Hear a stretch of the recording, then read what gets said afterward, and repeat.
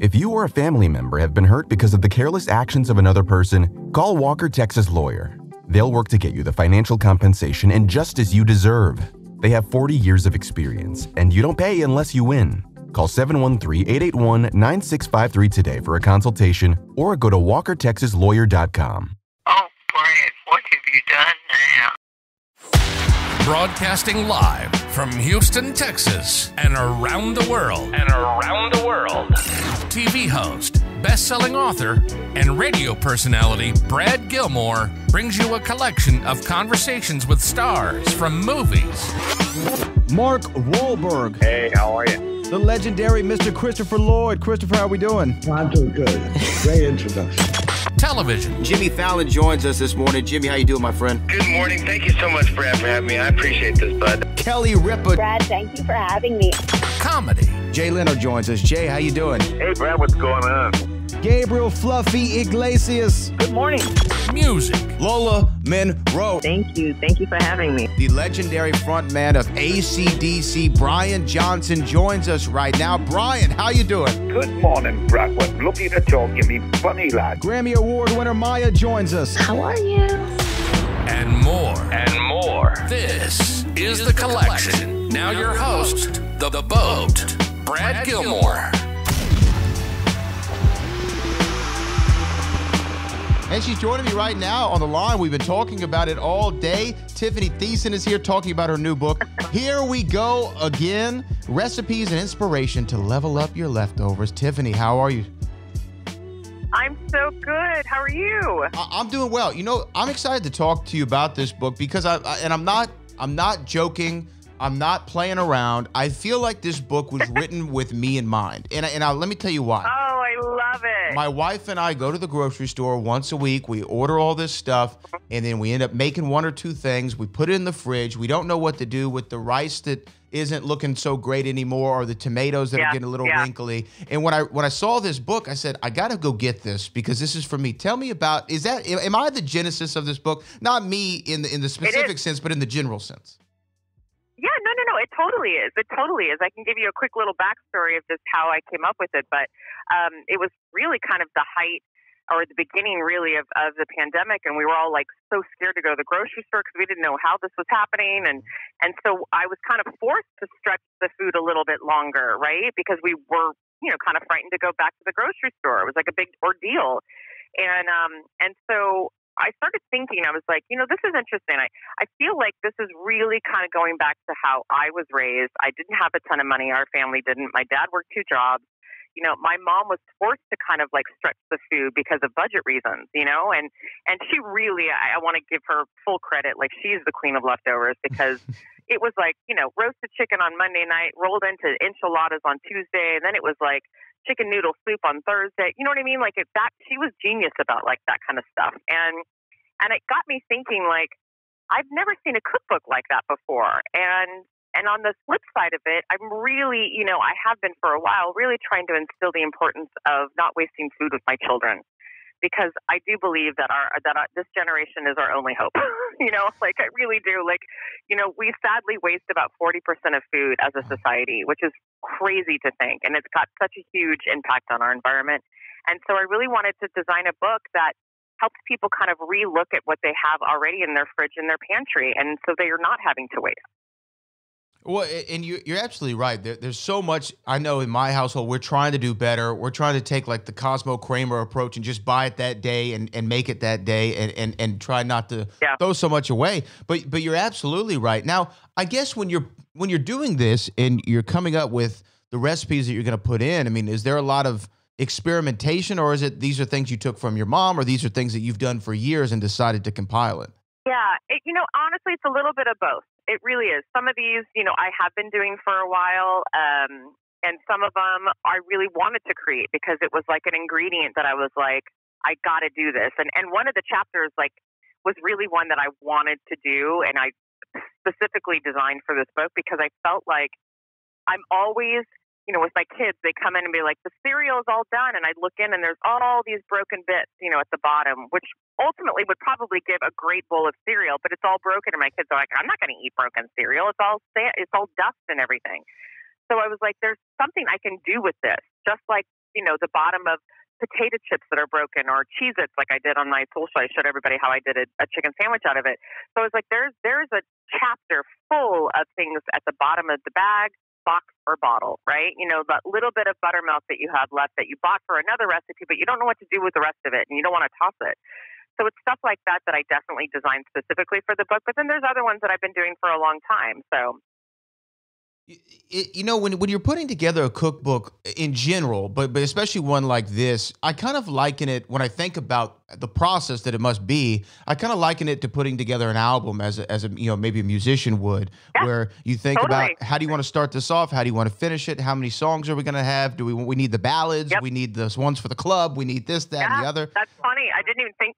You're right. I honestly didn't think about that, but that's kind of how it goes for sure. And like I said, some of them are ones that I've had forever, like my, Thanksgiving shepherd's pie. That is something I've been doing for years after Thanksgiving. And that, of course, had to go into the book. So it does. It's interesting how it does work like that, where you fill out the chapters as you kind of fill out the book. And some of them are from years past, and some of them are made just because of this book, and that have been really fun that I got to recipe test and really create. Were there some recipes that, I guess, for lack of a better term, hit the cutting room floor or the kitchen room floor, for that matter? I mean, are there ones that just didn't make it?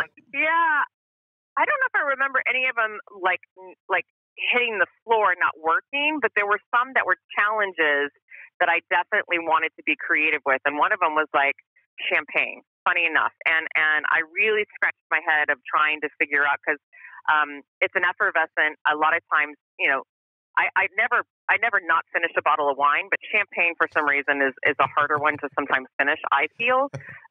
And so that's when I came up with the crepes, because it really makes a really beautiful crepe. And so that was kind of fun, but it took a while, because I was like, I think I want to do something with a little bit of champagne, and I really had to scratch my head about that one. Is the husband the guinea pig for all these things, or who do you testing the experiments out? Oh, no, he's definitely the guinea pig. He loves a good day when I'm testing recipes. He doesn't like the dishes, because he is dish boy as well, besides recipe tester, but he does love that he gets free food out of it. So I'm here in Houston, Texas, as you know, and we're big on Tex-Mex. We love our Mexican food. We love the Tex-Mex recipes. I know you have a couple things in the book. What would be a go-to for some of us Tex-Mex lovers here in Texas? Well, it's funny. Like I'm actually married to a Houstonian, right? Did you know that? I did not know that. So yeah, you have great taste. So my in-laws. Yeah, my in-laws are all in Houston, so I come to Houston all the time. Like, Houston's like my second city. So that sort of food, my husband and I have a little bit of a disagreement, one about baseball teams and the other one about queso, because I feel like, queso shouldn't be, generally made with, I call fake cheese, and he believes that it's the only way you should make it. Hey, but we have a great food city, wouldn't you say, though? I mean, we have a great food city in Houston. Oh, my gosh, are you kidding? I mean, look, I've been married and with my husband for almost 20 years, and I've been going to Houston a lot because of that. And just the change in the last 20 years you guys have had.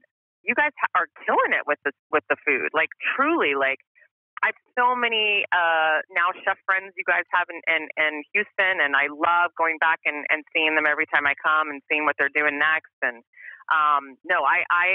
Houston's like on the top of my list of favorite cities for food, for sure. I mean, I would say definitely top 10. Every time I go somewhere else, and again, I could just be being a hometown fan, but every time I go somewhere else, I'm like, oh, this is good, but it's not. It doesn't feel like Houston, because I feel like we have a great restaurant. So nice that you could say that about your hometown, right? Are you from Houston originally? Yeah, born and raised. So. I'm an Astros diehard. Now, let me ask you this, though, because one of the other things that I'm a massive fan of, just to transition away from food for just a moment, is, and I know you've been on iconic television shows your whole career, and you've been fortunate in that way, but my favorite show of yours, I'll tell you, Tiffani, is White Collar. Mine too. I love that show so much. I still watch it all the time on the reruns. What a phenomenal cast! And it was in a great time of the USA kind of dramedy, where you had Psych and Suits and Fairly Legal and Monk and all these great shows. Just tell me about your experience on White Collar. Yeah, it was great. I mean, it's probably one of my top favorite shows as well. Being on the other side of it as a job, I got to live in New York City. It's actually where I started my family. It was that job that has big impact for me, just because I started my family during that time and had my daughter. And so, and New York is truly almost like Houston is another top city for me. I call it another home. My daughter still calls it her second home because we lived there for so long. And the cast, just going back to the cast, I could not love them more. They're still so close to me. I talk to them all the time. Mr. Suit, as most people, refer to my TV husband, we see constantly, and Matt as well. And there's not a day goes by that I don't, think or have fond memories of my dear friend Willie, who has since passed. But, it's just one of those shows that brought a lot of happiness to me personally, but also I know to a lot of audiences. I get lots of people, all ages too. Like, it's not even just my age. I get older people, I get younger people who are now watching it, who just absolutely love that show because it's fun. It was suspenseful. It was shot beautifully. It showed New York City in such a beautiful way, where a lot of times shows and movies don't show New York like that. They show it very dark and seedy, and we wanted to show the beauty of the city, and I think they really did. Oh, I couldn't agree with you more. And you know what? I think that you also showed the beauty of leftovers and what you can do with them. Make sure you get Tiffani's new book. Here we go again.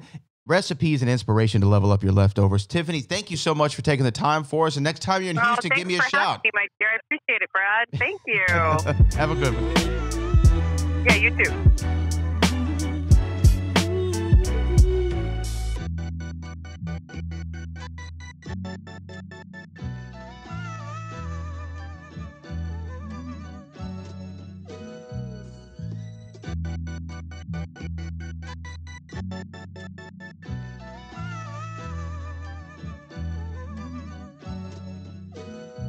Hurry up, tape running out.